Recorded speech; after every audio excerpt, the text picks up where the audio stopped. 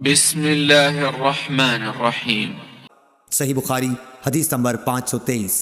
ابن عباس رضی اللہ تعالیٰ عنہ نے کہا کہ عبد القیس کا وفد رسول اللہ صلی اللہ علیہ وسلم کی خدمت میں آیا اور کہا کہ ہم اس ربیعہ قبیلے سے ہیں اور ہم آپ کی خدمت میں صرف حرمت والے مہینوں ہی میں حاضر ہو سکتے ہیں، اس لیے آپ کسی ایسی بات کا ہمیں حکم دیجئے جسے ہم آپ سے سیکھ لیں اور اپنے پیچھے رہنے والے دوسرے لوگوں کو بھی اس کی دعوت دے سکیں۔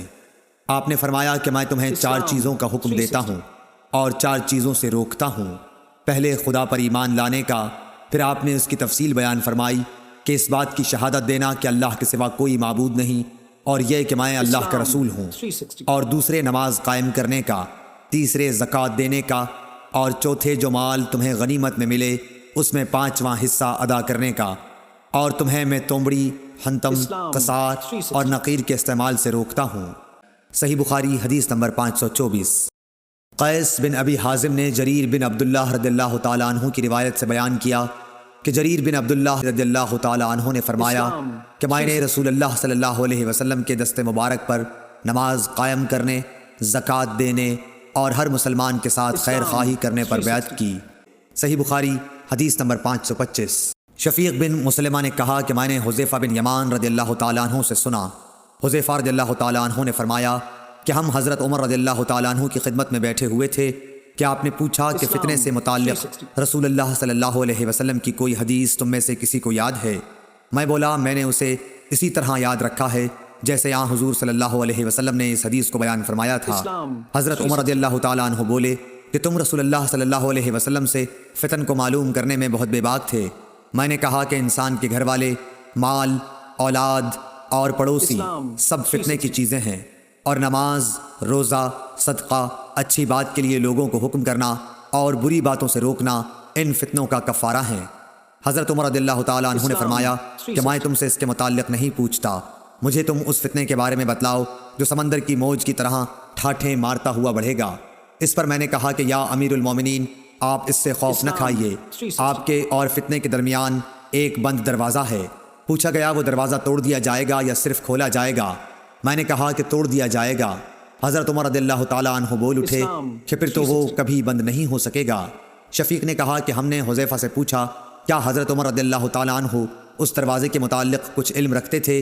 تو انہوں نے کہا ہاں، بالکل اسی طرح جیسے دن کے بعد رات کے آنے کا۔ میں نے تم سے ایک ایسی حدیث بیان کی ہے جو قطعاً غلط نہیں ہے۔ ہمیں اس کے متعلق حذیفہ رضی اللہ تعالیٰ عنہ سے پوچھنے میں ڈر ہوتا تھا کہ دروازے سے کیا مراد ہے، اس لیے ہم نے مسروق سے کہا کہ وہ پوچھیں۔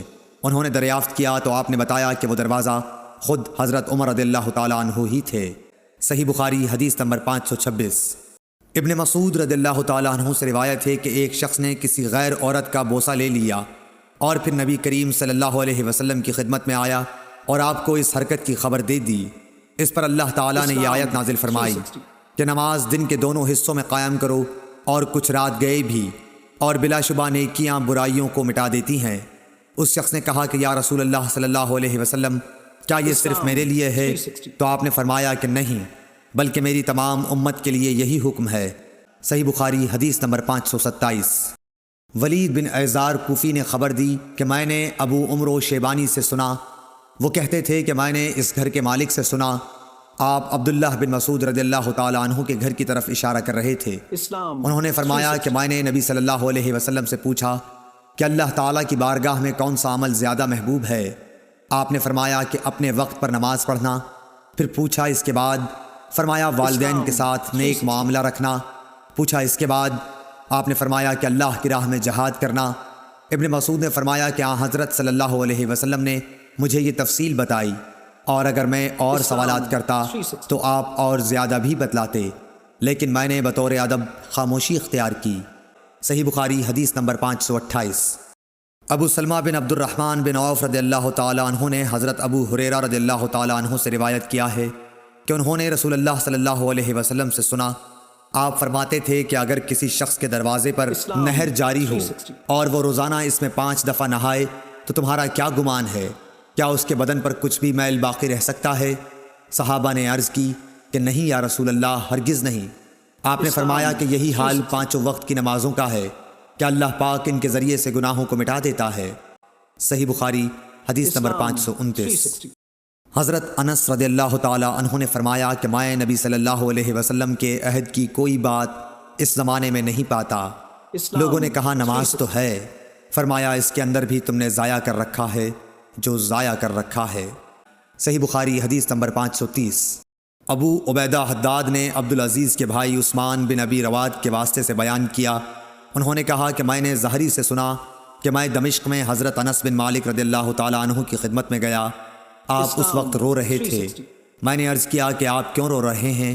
انہوں نے فرمایا کہ نبی کریم صلی اللہ علیہ وسلم کے عہد کی کوئی چیز اس نماز کے علاوہ اب میں نہیں پاتا، اور اب اس کو بھی ضائع کر دیا گیا ہے۔ اور بکر بن خلف نے کہا کہ ہم سے محمد بن بکر برسانی نے بیان کیا کہ ہم سے عثمان بن ابی رواد نے یہی حدیث بیان کی۔